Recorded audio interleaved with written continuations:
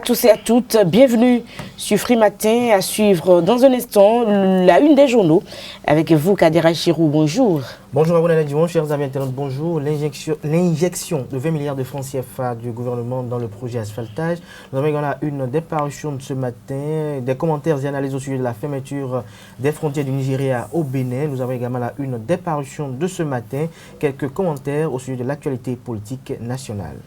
Dans le débat avec Carles Kitome et Kadera Chirou, nous parlerons donc de cette fermeture des frontières avec le Nigeria qui prend quand même un tout petit peu de temps avec son lot de conséquences sur les populations béninoises. Bonjour. Bonjour Nadège. Et puis Anifat Boukari sera là pour nous présenter le bulletin matinal d'information. Dans la définition du jour, nous parlerons du PCB dans un instant. L'horoscope du jour, quelques informations pêle-mêle pour meubler l'émission. Bonjour à tous, bienvenue. Voici la pub. Papa. Oui, ma fille. Tu sais, je t'ai dit qu'après mon bac, je veux devenir journaliste reporter d'images, non? Papa, tu penses m'inscrire où? Esaü, papa. Waouh! Maman, maintenant que j'ai eu le bac, je veux faire les finances et trésors. Tu comptes m'inscrire où? Esaü, mon fils. Esaü? Oui, maman! Papa, Oui. tu sais qu'après mon bac, je veux être diplomate, non? Et tu comptes m'inscrire dans quelle université? Mais Esaü, naturellement. Esaü?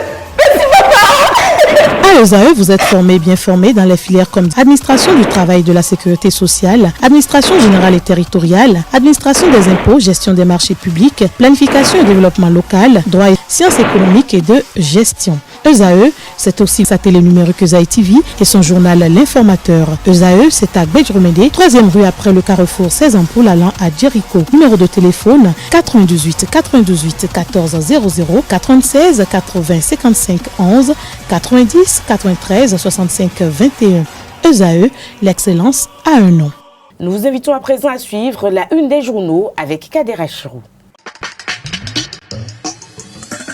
Bonjour à nouveau, chers amis internautes. Nous démarrons ce matin par le quotidien béninois d'information générale et d'analyse d'informateurs qui affiche Bruno Mousson manchette et titre élection municipale dans la commune d'Abomey-Calavi. L'Union progressiste a besoin d'un bon casting. Toujours à la une de l'informateur de ce jour, après son premier congrès national samedi dernier, Mouel Bénin sort des grandes résolutions, des précisions dans les colonnes de la parution du jour du Canard. Rentrée scolaire 2019-2020, toutes les mutations dans l'éducation vous sont publiées dans les colonnes de la parution du jour du Canard, ainsi que la réaction du Conseil des rois du Bénin au sujet de la fermeture des frontières avec le Nigeria.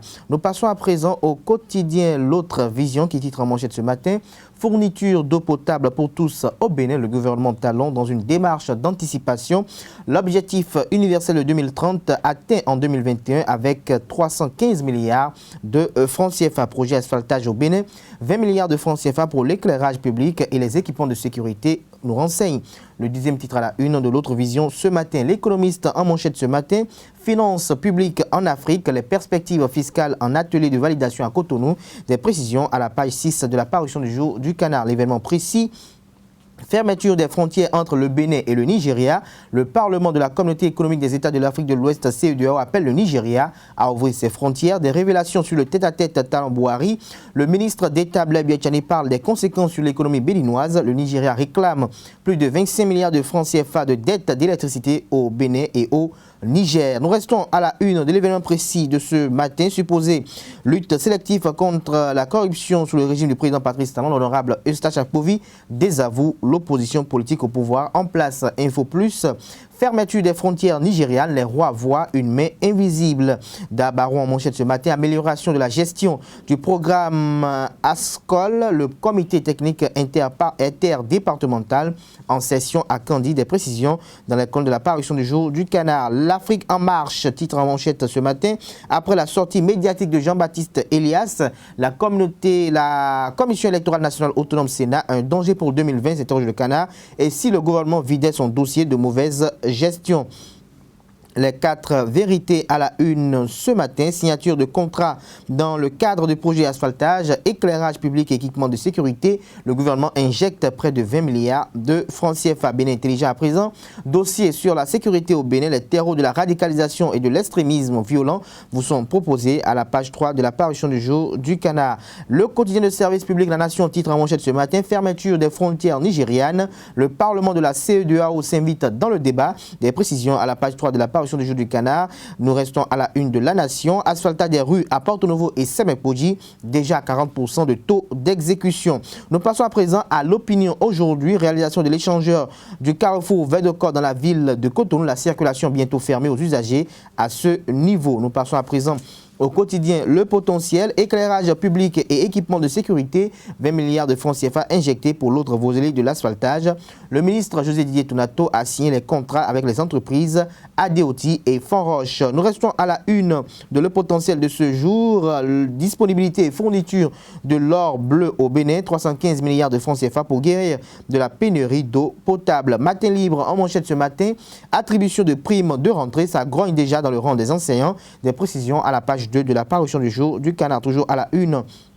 Deux matins libres de ce matin, Bénin, gestion de la crise post-électorale, le dialogue politique rangé, la fermeture des frontières nigérianes à la une. Nous passons à présent au quotidien L'Investigateur du jour qui titre à la une ce matin, tennis, circuit ITF des 18 ans et moins de l'Afrique de l'Ouest et du Centre. Le Bénin maximise ses chances pour la suite de la compétition. Kini en manchette ce matin, au vu des constats faits à l'occasion de sa tournée de dons de kits scolaires dans la 15e circonscription électorale, l'honorable Sedami Medegan Fagla s'engage à défendre vaillamment ses électeurs.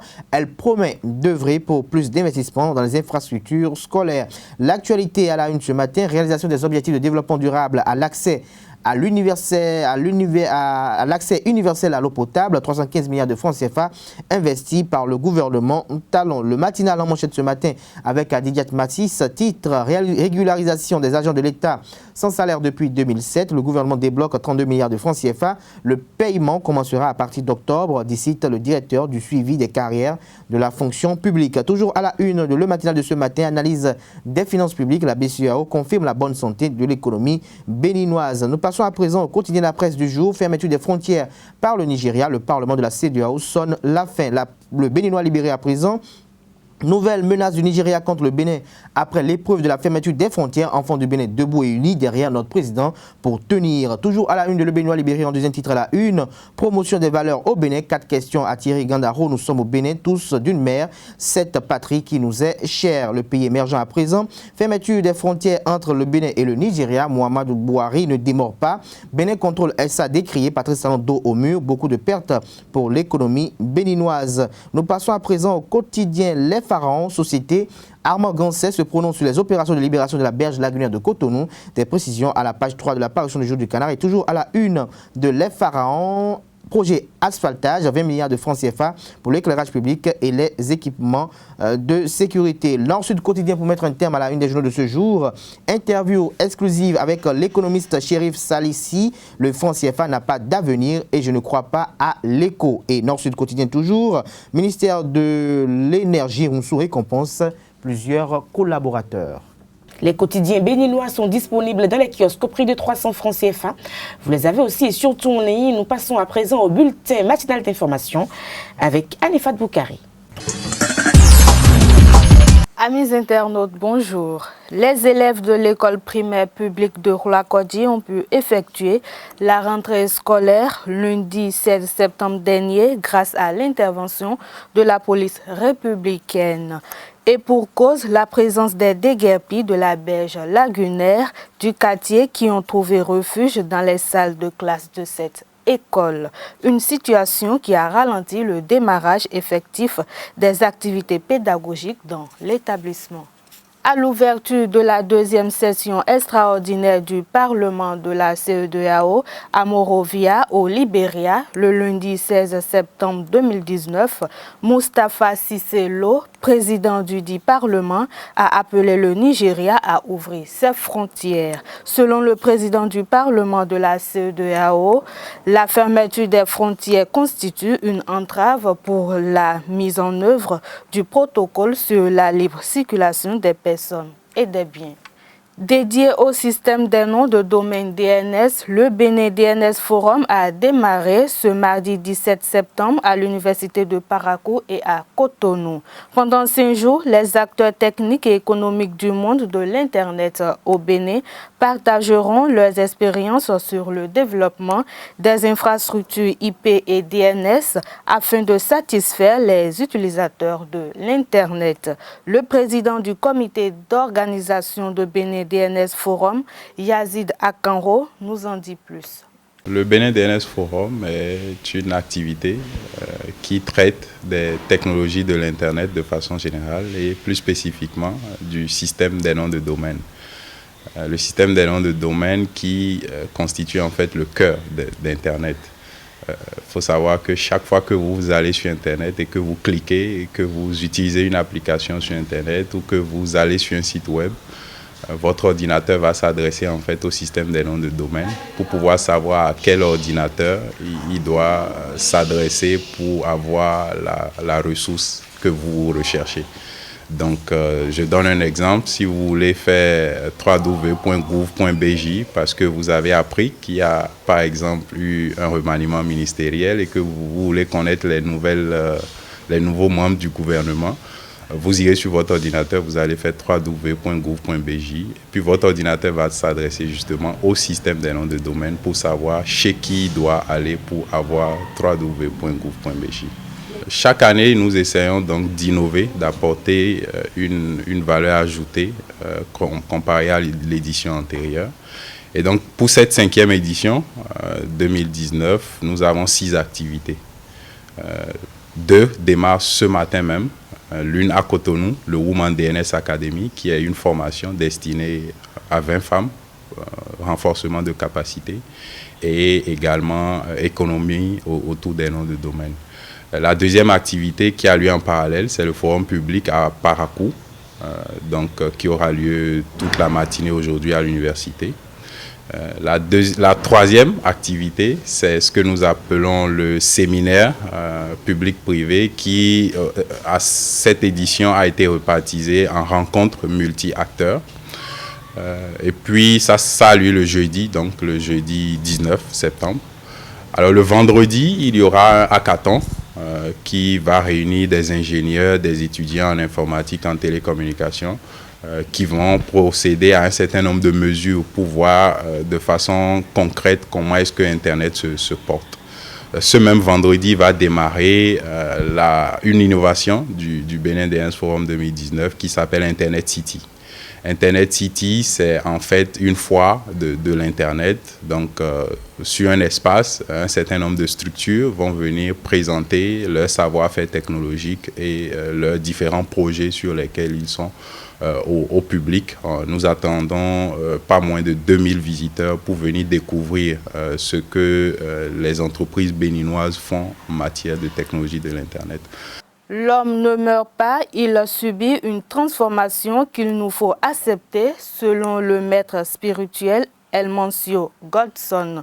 Reçu sur l'émission Au cœur du mystère du vendredi dernier, il a expliqué le phénomène de la mort. Suivez plutôt.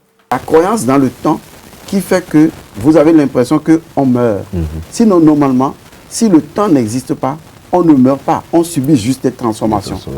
Étant donné que lui, il est mort et qu'il n'a pas été soumis au temps, il est automatiquement apparu. Comme si cette mort est suivie en même temps d'une forme de transformation qui l'a fait apparaître ailleurs. Donc il est arrivé à matérialiser un corps physique à partir de son corps astral. Il est arrivé à matérialiser son corps physique à partir de son corps astral. Parce que le corps physique est né du corps astral. Donc l'homme peut toujours continuellement modifier son corps physique, le maintenir en bonne santé, le faire changer de forme sans pour autant mourir. C'est pourquoi je dis que la mort est une transformation, sans qu'on puisse ne pas perdre la vie. Mais quand on ne maîtrise pas cette transformation, il arrive une rupture. Et c'est cette rupture que vous appelez la mort. Alors qu'en réalité, il n'y a véritablement pas de mort, il y a transformation. Vous aviez eu 6 ans. vous avez eu 14 ans. C'est où ça se trouve maintenant 6 ans? C'est parce que 6 ans est mort que 14 ans est arrivé. C'est parce que 14 ans est mort que 20 ans est arrivé, que peut-être 30 ans est arrivé. Exactement. Ça veut dire que vous ne vous rendez pas compte, mais nous mourons tous les jours. Nous sommes dans un processus de mort continuelle. Des cellules meurent en nous et se renouvellent continuellement. Et si on maîtrisait ce processus, vous allez voir qu'on ne mourrait jamais. On ne subirait que des transformations et des transformations. Mais comment En fait, comme je le disais, premièrement, elle n'existe pas. Deuxièmement, il faut changer de position. Comment changer de position? C'est tout simplement réaliser qui vous êtes vraiment. Est-ce que vous êtes le corps? Si vous êtes le corps, vous continuerez à dire « je vais mourir ». Or, je dis souvent aux gens, lorsque vous utilisez le « je », ne l'associez jamais à des choses négatives. Dites plutôt « je suis éternel », mais mon corps va subir des transformations. Donc, en réalité, l'homme doit prendre conscience qu'il n'est pas le corps physique, qu'il est un être transcendant, et que cet être transcendant-là n'est jamais né, et par conséquent ne mourra jamais. Votre maman a mis au monde votre corps physique, mais elle n'a pas mis au monde votre âme. C'est quand votre corps physique est né que l'âme l'a intégré. Donc en réalité, vous n'êtes jamais né, et par conséquent, vous ne mourrez jamais. Lorsque vous prendrez conscience alors de l'être réel que vous êtes, vous allez pouvoir influencer le corps et le modifier à volonté, sous la volonté de l'être dont vous êtes maintenant conscient, à savoir, vous êtes un être spirituel immortel. D'accord? Donc, admettre la mort, c'est reconnaître tout simplement qu'on ne meurt jamais, parce qu'on est un être immortel, et que le corps peut subir des transformations, mais que soi-même, on est éternel. Il ne faut pas s'identifier au corps, parce que quand on s'identifie au corps, on croit qu'on va mourir. Mais quand on ne s'identifie pas au corps, on sait qu'on ne mourra pas, mais que le corps peut subir des transformations selon le degré de connaissance, mais que soi-même, on est toujours de façon perpétuelle. Fin de ce bulletin matinal. Merci de m'avoir suivi. Rendez-vous 19h pour la grande édition. Le débat sur Free Matin, nous parlons donc de la fermeture des frontières avec le Nigeria. Quelques quotidiens béninois sont revenus sur l'actualité. Kadera Chirou. Tout à fait. Les confrères de la presse écrite sont revenus sur cette actualité qui fait couler beaucoup d'encre de salive depuis quelques jours. Et selon certaines indiscrétions, le Nigeria s'apprêterait à renouveler la fermeture des frontières, de ses frontières à ses voisins pour 28 jours. Il est important de préciser qu'il n'y a pas que le Bénin qui est dans cette situation. Et désormais, dans tout ce qui est fait, il y a une dette d'une hauteur de plus de 20 milliards de francs CFA qui est exigée au Bénin et au Niger. Au Bénin et au Niger et non au Bénin uniquement. Et donc, on y voit un peu une volonté manifeste de garder les frontières fermées à ses voisins parce qu'on a une certaine indépendance, une certaine autonomie économique. Et donc, face à ce état de choses, les rois sont montés au créneau hier pour s'insurger et fustiger la posture du président nigérien et appeler, je dirais, la communauté des États de l'Afrique de l'Ouest, CEDEAO, à pouvoir prendre ses responsabilités. Et face à cet état de choses, nous avons pu constater que, à travers l'honorable David Bouangba, au sein du Parlement de la CEDEAO, des recommandations ont été faites au président nigérien pour qu'il puisse ouvrir ses frontières avec ses voisins parce qu'une telle pratique n'est pas en convergence avec l'essence de la création de la communauté des États de l'Afrique de l'Ouest, CEDEAO. Outre cela, il y a également d'autres analystes politiques qui y voient une main invisible ou des mains invisibles qui durcissent un tant soit peu, je dirais, les négociations qui devraient aboutir quand même à une finalité heureuse, c'est de voir la frontière du Nigeria ouverte à nouveau au Bénin.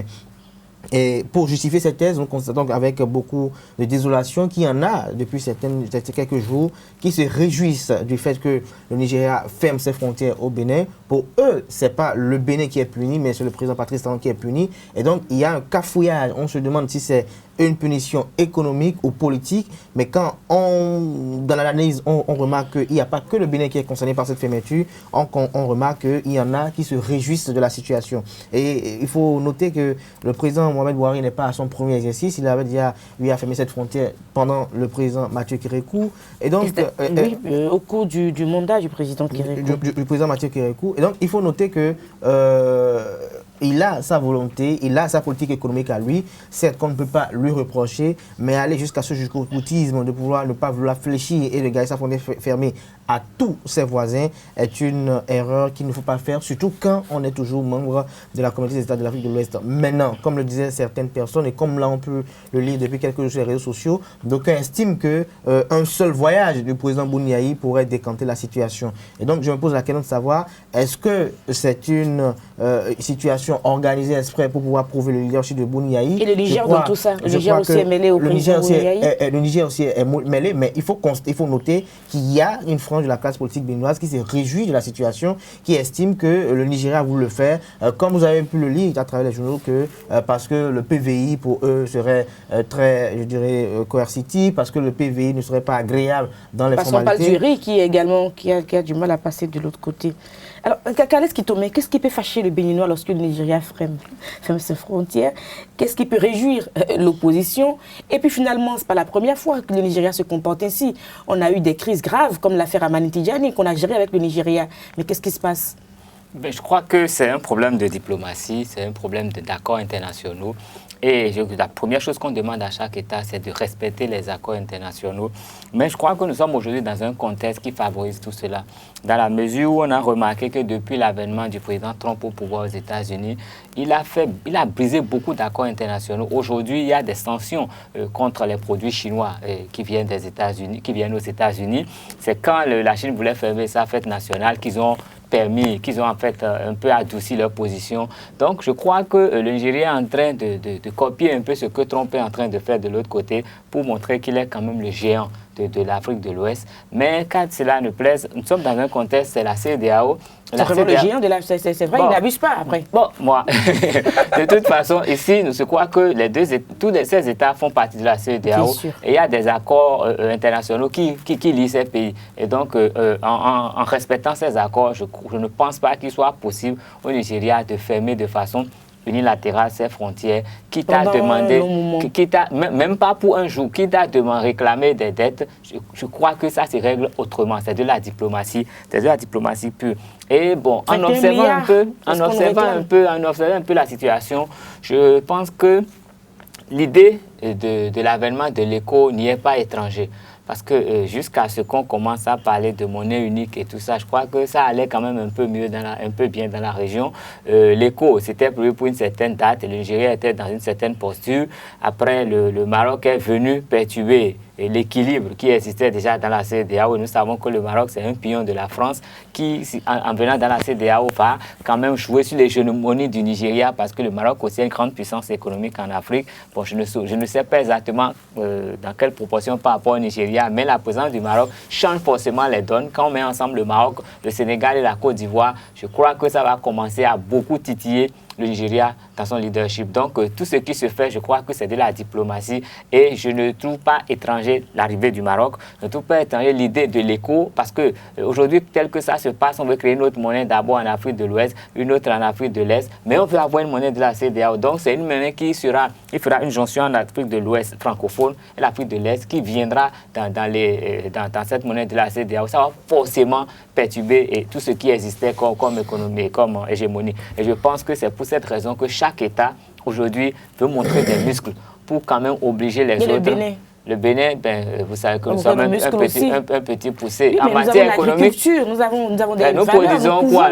Quelle quantité? Nous pouvons quand même montrer nos muscles aussi si on se met au travail, comme le président le souhaite. Même si on se met au travail. La seule chose que nous pouvons faire, c'est de nous rendre compte de notre faiblesse et de travailler à être indépendants. Oui. Le président Kékou a dit qu'on compte d'abord sur nos propres forces. C'était pratiquement dans les mêmes conditions. Mais en ce moment, c'est parce que la France voulait qu'il parte du pouvoir. Tout était fait. Tous les pays étaient contre le Bénin. On a compté sur nos propres forces que ce qu'on pouvait acheter à l'étranger. Nous, quand le Bénin venait au trésor français, c'était pas le même taux. C'était multiplié par 10. Donc, on était étouffés. Donc, comptons sur nos propres forces. Nous avons essayé de développer notre agriculture pour nous en sortir. Aujourd'hui, le Burkina nourrit l'Afrique de l'Ouest parce qu'à un moment donné, avec le président Sankara, ils ont su qu'il fallait compter sur leurs propres forces.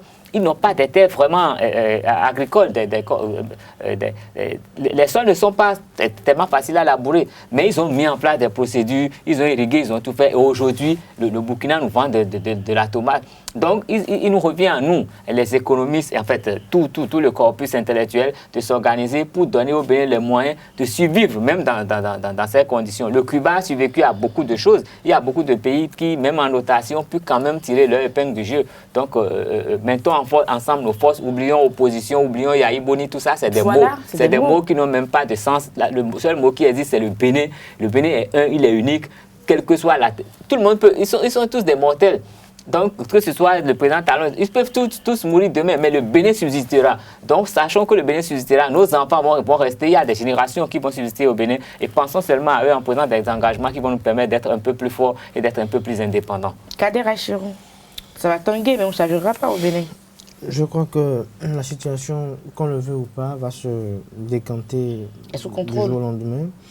L'espérance des uns et des autres, c'est que le pouvoir en place puisse avoir un penchant à l'endroit de ces commerçants qui ont des produits qui vont pourrir. Et le président Patrice Talon pourrait imiter, dans ce cadre, son homologue du Togo, qui a décidé d'acheter une bonne quantité des tomates produites par les producteurs togolais au profit de la grande muette togolaise. Je crois que le gouvernement en place également peut voir aussi sur ce qui a été produit par les producteurs locaux et essayer quand même d'acquérir une bonne partie pour, je dirais, les cantines scolaires. Non, mais quand on n'a pas des entrées, on achète. Je crois que c'est économiquement, c'est dingue. C'est dingue parce qu'on a déjà fait des prévisions. Aujourd'hui, c'est que nous allons sortir de l'argent plus qu'on avait prévu, alors que nous savons ce que représentent les recettes nationales. Quand on ferme les frontières, d'abord les recettes chutent, le Bénin gagne moins d'argent. Et si on veut, en voulant chercher une solution, dépenser davantage, je crois que ça va être grave.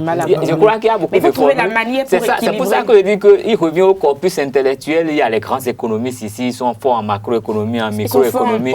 Ils sont en agronomie. Non, ils sont dans tout. Aujourd'hui, ils n'ont qu'à oublier ce qu'ils ont, ils n'ont qu'à mettre au service de la nation ce qu'ils ont appris dans les grandes universités, mais adapter ça à nos réalités et nous trouver une formule. Sinon, il y a des formules qui vont nous amener là où nous ne souhaitons pas du tout. On va sourire aujourd'hui, mais demain, ça va être vraiment grave pour nous. Et il faut pouvoir l'éviter. J'ai oublié de m'excuser, mais...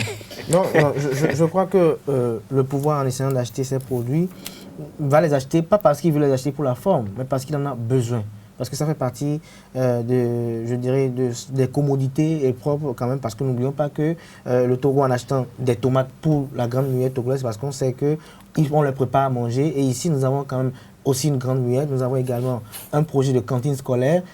Et donc, tout cela peut être mis à contribution pour essayer un peu d'alléger les souffrances des commerçants, parce que n'oubliez pas que pour ceux qui ont fait des mois pour faire leur champ, et que le moment de la grande jouissance, celle de vendre et de rentrer en possession de ces fonds, qu'on s'arrête à la frontière et que pour des humeurs de président, les uns les autres se retrouvent dans une vraie perte, une chute drastique, je crois que ce n'est pas agréable. Cela également est participatif quand même au social, parce que cela prouve que le chef de l'État est compatissant aux peines et aux douleurs de ses concitoyens. Kader Achirou, dans la définition du jour, nous parlons du PCB.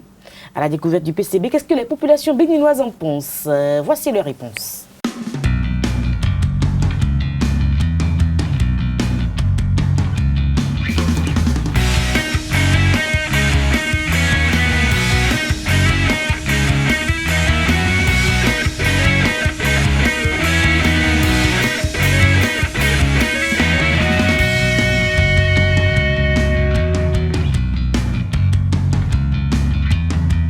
Non, je ne connais pas le PCB. Hein?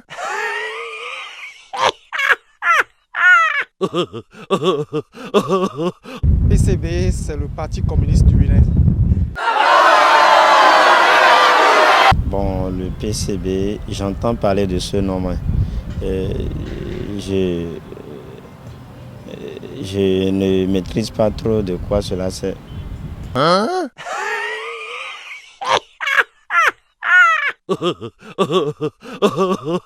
Je sais que c'est un parti, mais comme tout autre parti au Bénin, donc c'est un peu ça.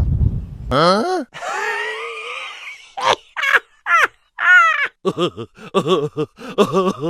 Il faut retenir que le Parti communiste du Bénin, PCB, a été fondé le 31 décembre 1977 sous le nom du Parti communiste du Dahomey par l'Union des communistes du Dahomey. Il soutenait la ligne du Parti du travail d'Albanie. Son premier secrétaire fut Pascal Fantoji. Illégal jusqu'au 17 septembre 1993, il lutta à ses débuts contre le régime du président Mathieu Kérékou. Le parti fut la principale force d'opposition au régime du feu président Mathieu Kérékou. C'est ce qu'il faut savoir sur le PCB. Nous passons à l'horoscope du jour sur Free Matin.